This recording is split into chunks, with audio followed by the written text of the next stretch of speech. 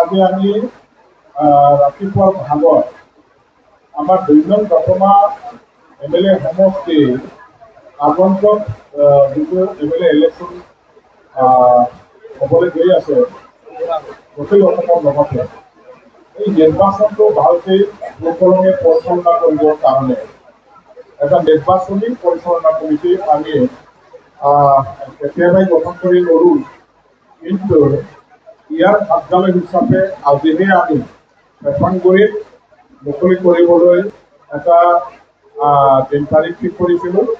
সেই মৰ্মে আজি ৰাতিপুৱা আমি আমাৰ এই কাৰ্যালয়খন মুকলি কৰিলোঁ। ইয়াৰ পৰাই আমাৰ ২ নম্বৰ দতমা MLA সমষ্টিৰ যিমানবোৰ এলেকা আছে, গাঁও আছে, ব্লক প্ৰাইমাৰী কমিটি আছে, সেইবিলাকত আমাৰ দলীয় নেতা কৰ্মীসকলে নিৰ্বাচনী প্ৰচাৰ অভিযানটো চলাব। আমাৰ প্ৰাৰ্থীক জিকাবৰ কাৰণে এই নিৰ্বাচনী পৰিচালনা কমিটিৰ গধুৰ দায়িত্ব আছে আৰু তেখেতসকলে এই দায়িত্ব কৰ্তব্য পালন কৰিবৰ কাৰণে এটা স্থায়ী কাৰ্যালয়ৰ কাৰণে আজি এই কাৰ্যালয়খন গ্ৰহণ কৰি পেলাই মুকলি কৰি লৈছে। ইয়াৰ লগতে সংগতি ৰাখি আজি আমাৰ বৃহত্তৰ চেৰপাংগুৰি ৰামফলবিল অঞ্চলৰ যিবিলাক মানে UPPLৰ লগতে বিভিন্ন দলবিলাকৰ এই অঞ্চলৰ ৰাইজে বহুদিনৰ পৰাই দল কৰি আহিছিলে, তেখেতসকলে আজি নিজৰ নিজৰ পুৰণা যিবিলাক দল আছে, য'ত নেকি তেওঁলোকে কাম কৰিছিলে, সেই গোটেইবোৰ দল আজি ত্যাগ কৰি স্বতঃস্ফূৰ্তভাৱে ওলাই আহি নতুন ৰাজনৈতিক দলৰ মঞ্চ বিচাৰি BPF দলটো বাছি ল'লে আৰু BPF দলে শ্ৰেষ্ঠ শক্তিশালী আৰু ৰাইজৰ জনপ্ৰিয় এটা দল হিচাপে তেওঁলোকে স্বীকৃতি প্ৰদান কৰি আমাৰ BPF দলক আজি আমাৰ এই নিৰ্বাচনী কাৰ্যালয়ত তেখেতসকলে যোগদান কৰিলে। আমি এই যোগদানৰ কাৰ্যসূচীটো সম্পন্ন কৰিছোঁ। আজি 156 জন 156 UPPL কৰা আৰু বেলেগ বেলেগ দল কৰাবিলাকে তেওঁলোকৰ ইচ্ছামতে স্বতঃস্ফূৰ্তভাৱে নিজৰ নিজৰ দল ত্যাগ কৰিছে আৰু আমাৰ দলত যোগদান কৰিছে। আমি তেখেতসকলক স্বাগতম জনাইছোঁ, তেখেতসকলক আদৰি লৈছোঁ আৰু আজিৰ পৰা তেখেতসকলে আমাৰ BPF দলৰ এজনী নিষ্ঠাবান কৰ্মী সদস্যা হিচাপে থাকি পেলাই এই অঞ্চলত ৰাইজৰ মাজত কাম কৰিব। আজি 156 জন বিৰোধী দল কৰাবিলাকে BPF দলত যোগদান কৰাৰ দ্বাৰা BPF দলৰ শক্তি আৰু বহু গুণলৈ এতিয়া মানে বাঢ়ি গৈছে, শক্তি আমি আহৰণ কৰিব পাৰিছোঁ। আমাৰ ভিত্তি আকৌ বেছি শক্তিশালী হৈ গ'ল। আমাৰ BPF দলৰ প্ৰতি আকৌ তেওঁলোকে আজি লোৱা সিদ্ধান্তৰ প্ৰতি সঁহাৰি জনাই অনুসৰণ কৰি পেলাই যিদৰে আজিলৈকে বেলেগ বেলেগ দলবিলাকত আকৌ মানে থাকিছে, আহিবলৈ দোধৰ অৱস্থাত আছে, তেওঁলোকেও নিশ্চয়কৈ এদিন ২-৪ দিনৰ ভিতৰতে আকৌ BPF দললৈ আহিবৰ কাৰণে এটা চূড়ান্ত সিদ্ধান্ত গ্ৰহণ কৰিব।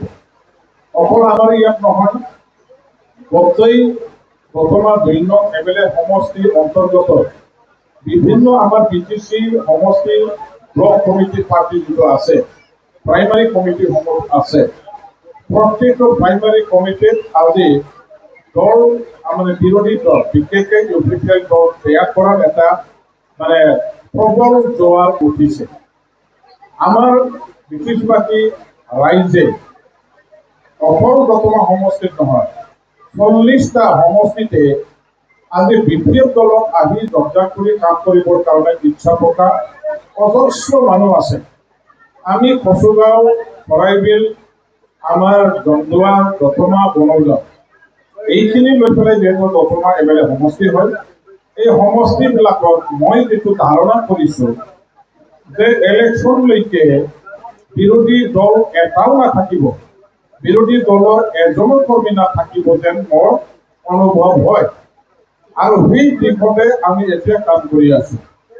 আমি আজি দাঁতিকে ক'ব পৰা হৈছে যে কচুগাঁও, দতমা, বনগাঁও, জন্দুৱা, চৰাইবিলৰ ৰাইজৰ এই বিপুল যোগদানৰ দ্বাৰা আমি এটা অভিলেখ সৃষ্টি কৰি পেলাই আগন্তুক MLA ইলেকশ্যনত সহজে জিকি যাবৰ কাৰণে এটা স্পষ্ট আমি ছবিটো দেখিবলৈ পাইছোঁ। আমি ৰাতিকে ক'ব পাৰোঁ যে দতমা সমষ্টিৰ MLA হিচাপে আজি মই সহজে জিকি যাম, বিপুল ভোট লাভ কৰিম আৰু খুব শান্তিপূৰ্ণভাৱে সহজে এই নিৰ্বাচনটো আমি পাৰ কৰি যাব পাৰিম। এইখিনি আমাৰ এটা দৃঢ় বিশ্বাস হৈছে, কিয়নো ৰাইজ এতিয়া আমাৰ লগত আছে আৰু ৰাইজক বাদ দি ভোটাৰ ৰাইজক বাদ দি কোনো দলে কোনো নিৰ্বাচন কেতিয়াও জিকিব নোৱাৰে। এতিয়া আমাৰ ফালে আমি য'ত নেকি 80ৰ পৰা 90% লৈকে ৰাইজ আহিবৰ কাৰণে যোজা চলোৱা তেখেতসকলে মনস্থিৰ কৰাটো দেখিবলৈ পাইছোঁ। গতিকে এইবাৰৰ দতমা সমষ্টিৰ নিৰ্বাচন সবতকৈ সহজ নিৰ্বাচন, সবতকৈ আমাৰ এটা বিপুল ভোট লাভ কৰিব পৰা নিৰ্বাচন এই বছৰ আমি পাইছোঁ বুলি মই ক'ব খুজিছোঁ। গণতান্ত্ৰিক দেশ হিচাপে নিৰ্বাচনটো গণতান্ত্ৰিক প্ৰক্ৰিয়া, যিহেতু গণতন্ত্ৰৰ সবতকৈ ডাঙৰ উৎসৱ বুলিয়ে আমাৰ এই ভোটটো ধৰি লোৱা হয়। গতিকে গণতন্ত্ৰৰ এই উৎসৱত অংশগ্ৰহণ কৰিবৰ কাৰণে দলীয়ভাৱে হওক, সাংগঠনিকভাৱে হওক, ব্যক্তিগতভাৱে হওক অংশগ্ৰহণ কৰিব ইচ্ছা থকা ব্যক্তিবিলাকে আজি মনোনয়ন পত্ৰ দাখিল কৰাটো একো আচৰিত হ'ব লগা কথা নহয়। কিন্তু আপোনাসকলে জানে, যিবিলাকে আজি মনোনয়ন পত্ৰ দাখিল ইতিমধ্যে কৰিছে, যিসকল দল সংগঠনে অংশগ্ৰহণ কৰিছে, এই দল সংগঠনসমূহৰ কোনো তেনেকুৱা ধৰণৰ মনোবৃত্তি নাই, তেখেতসকলৰ জনগণৰ লগত কোনো সংযোগ নাই। এই সংগঠনৰ প্ৰতি ৰাইজ একো গমেই নাপায় আৰু এই সংগঠনৰ ৰাইজৰ মাজত কোনো স্থান নাই। গতিকে আজি দিয়াৰ নামত কিছুমানে দিছে, অংশগ্ৰহণ কৰাৰ নামত কিছুমানে অনৰ্থকভাৱে অংশগ্ৰহণ কৰিছে। বেলেগ ইয়াত কোনো ৰাজনীতিৰ অংশ নাই, কোনো হিচাপ কিতাপ নাই যে এইবিলাক এতিয়া বহু দূৰত তেওঁলোকে অংশগ্ৰহণ যদিও কৰিছে, তেখেতসকলে আগন্তুক ইলেকশ্যনৰ পাছত কাউন্টিঙত তেওঁলোকৰ হিচাপ কোনেও নকৰা হ'ব। গতিকে এইবিলাক লৈ পেলাই আমি একো আলোচনা কৰাৰ দৰকাৰ আছে বুলি মই নাভাবোঁ, কোনো বিবেচনা বা চিন্তা কৰাৰ কোনো দৰকাৰ আছে বুলি মই নাভাবোঁ। গতিকে এইবিলাক একেবাৰে অনৰ্থক আৰু ভিত্তিহীন কিছুমান সংগঠনৰ কথা মই ইয়াত ক'ব।